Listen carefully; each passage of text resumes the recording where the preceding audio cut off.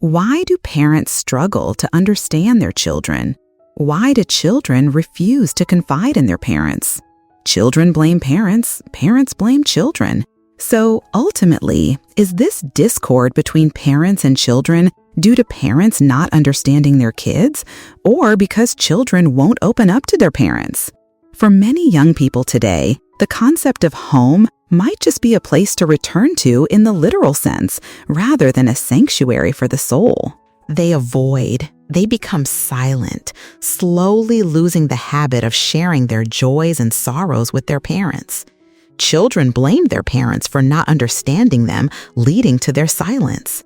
Parents, in turn, blame their children for not confiding, widening the gap even further. It's a never-ending, vicious cycle. So what's the real reason behind it all? Is it truly that parents just don't understand their children? Understanding is absolutely essential for building a strong connection between parents and children. And perhaps the most significant cause of this difficulty in understanding each other lies in the generational difference in mindsets. From this, unnecessary arguments often arise. But when it comes to generational mindsets, there's no right or wrong. Parents love their children because they are their flesh and blood, but the challenge is they often don't grasp the mindset of the era their children are living in, and conversely, children struggle with this too. Perhaps the core of the unresolved friction between parents and children lies within each person involved. Deep inside them, both parents and children, there are unhealed voids.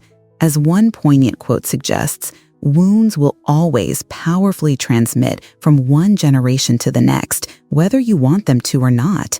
In one way or another, parents carrying countless internal wounds will inevitably hurt their own children. It's a deep-seated, uncontrollable psychological drive. If a wound remains, it will always be passed on. Raising a child to become a happy adult later in life has absolutely nothing to do with whether they live with both parents or if they attend an expensive elite school. Wounded parents will raise wounded children. Happy parents will raise happy children. Children are born a blank slate. How parents speak, act, and behave will become the blueprint for their child's future development. And sadly, most parents who grew up with their own pain will often behave and act based on those same unhealthy patterns, unknowingly painting similar pains onto their children's pristine slates. If parents view their child as a burden, the child will feel like a heavy weight. If parents see their child as a gift, the child will be cherished and loved. Family becomes a loop of emotions that one generation imprints upon the next. So if love and compassion are things that can be passed down, then pain and trauma will also spread from one generation to another. You have to study that field or you'll never have a future. Dyeing your hair? Getting piercings? Tattoos? Only uneducated people do that. You're worthless, a complete failure. I'm sure many of you have heard these heart-wrenching words from your own parents. After hearing such words, children often fall silent, but inside them, negative thoughts slowly begin to take root. When parents criticize and belittle, a child becomes timid, insecure, and shy. When parents resort to severe beatings and verbal abuse, a child grows angry, prone to shouting, and tends to resolve issues through violence.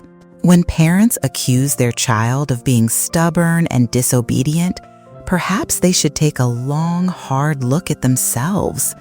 Can parents see their own unhealed wounds reflected in their children's struggles?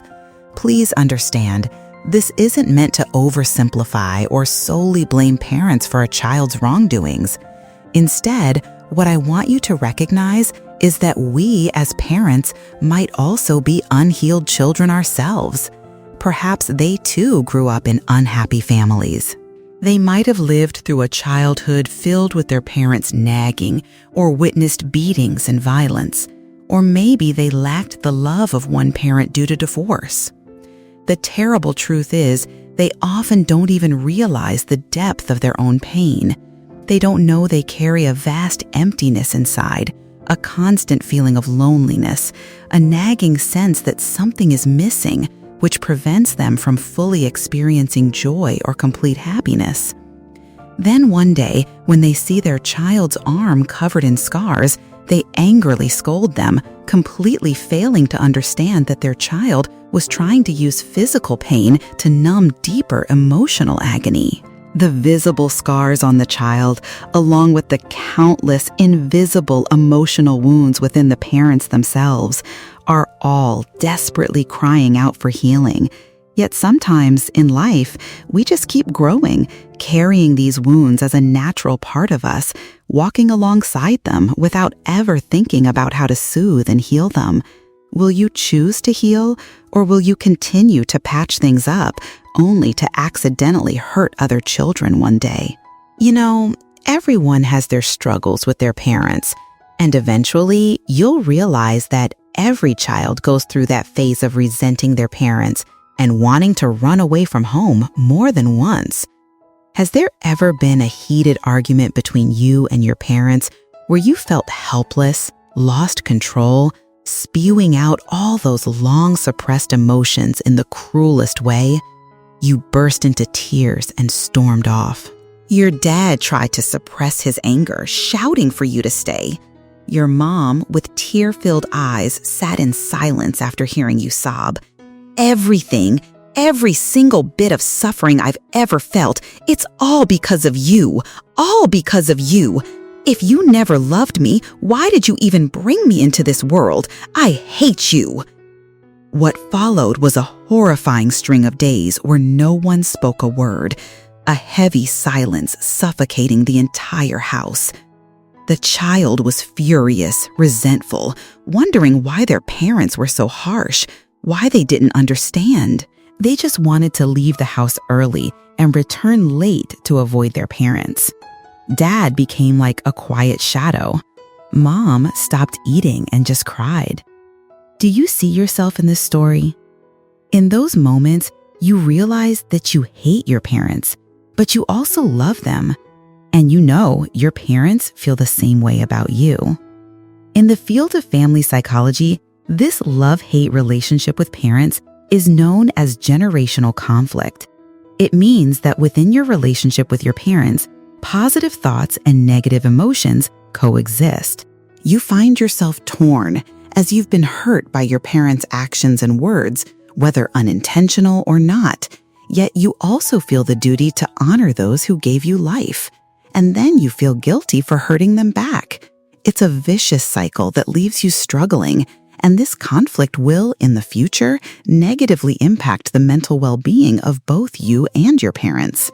Please understand that this love-hate dynamic we feel towards our parents is a natural part of every child's emotions. Let's learn to accept that loving and hating our parents is a very human experience, so we can heal ourselves and forgive them because they too are only human. When you do, you'll begin to see the seasoned individuals, the wounded hearts, the souls, the empty spaces yearning for healing that exist within all of us. And I'd like to end this episode of Mind Window with a question for both parents and children.